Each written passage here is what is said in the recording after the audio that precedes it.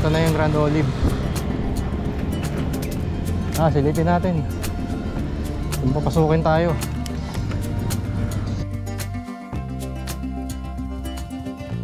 Ito na nga pala yung nakuha kong unit. Yan.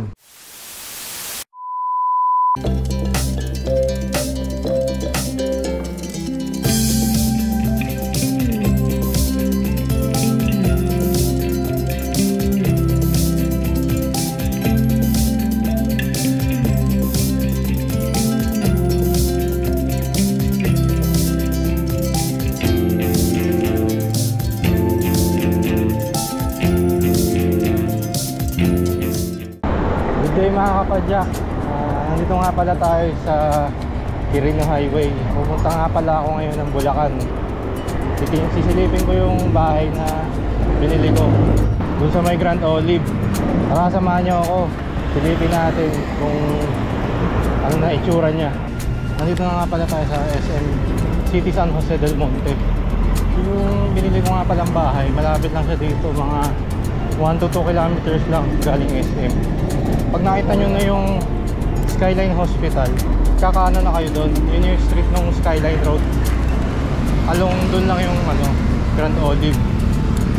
Silipin natin kasi 1 year na rin ako naghuhulog ng equity. Bali may 1 year pa ako kasi 2 years to pay yun yung equity.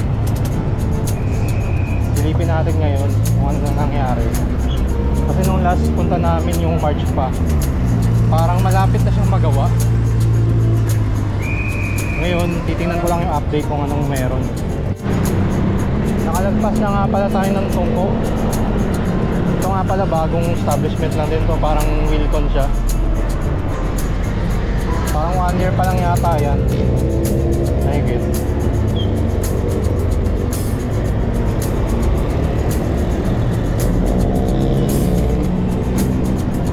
Hospital, 1 kilometer pa mula dito.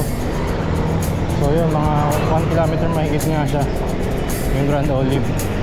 1 to 2 kilometers from SM San Jose del Monte. Ayun na yung yung Skyline Hospital. Ayun, kita ko na siya. Yan tayo kakanan.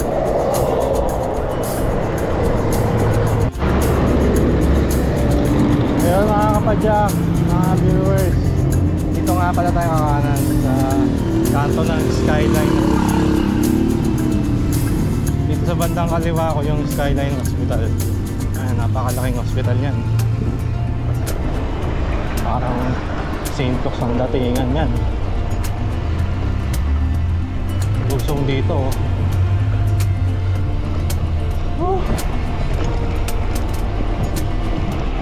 sarap, puro lusong, tapos ahon na.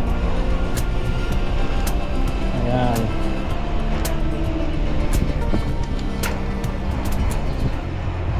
Ahon na dito.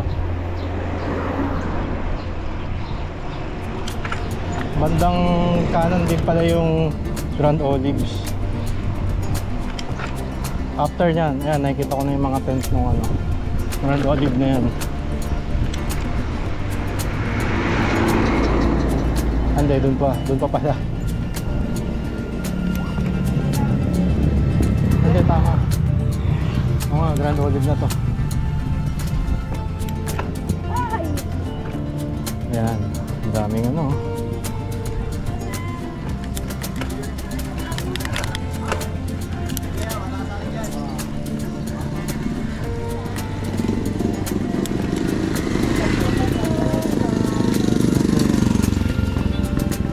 may mga bikers dito sa bandang kaliwa ako. Ito na yung Grand Olive. Silipin natin kung papasukin tayo.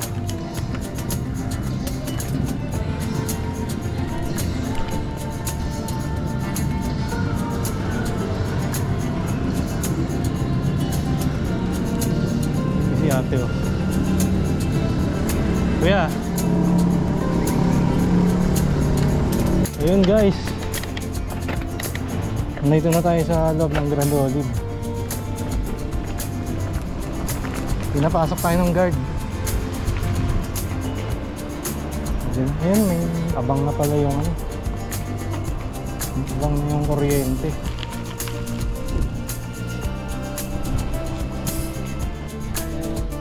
Yun guys, nandito na nga pala tayo sa Grand Olive Homes. Dito sa binili kong unit sa subdivision dito sa may San Jose del Monte, Bulacan. Ito na nga pala yung nakuha kong unit. Yan. Medyo malapit na siya matapos. 1 year pa lang ako naguhulog ng equity.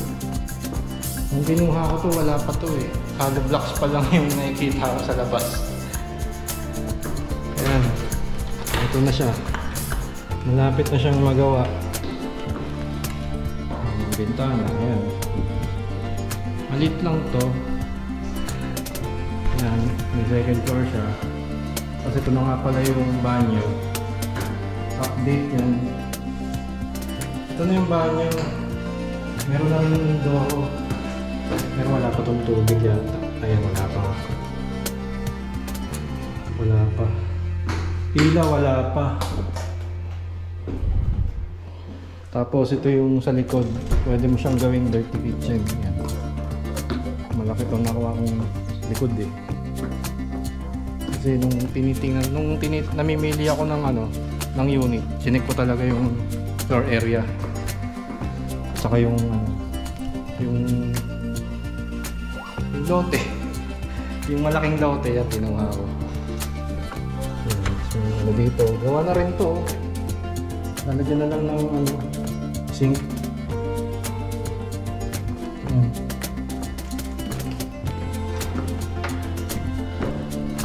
Check ulit natin. Ayan, may dalawang bintana sa pangalawang kwarto. Akit tayo. Medyo magdumi pa yung sahig eh. Medyas nga ako.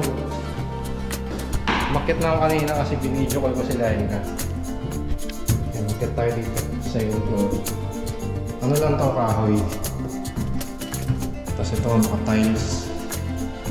Dito tayo sa main bedroom. Ayan. Ito yung main bedroom niya.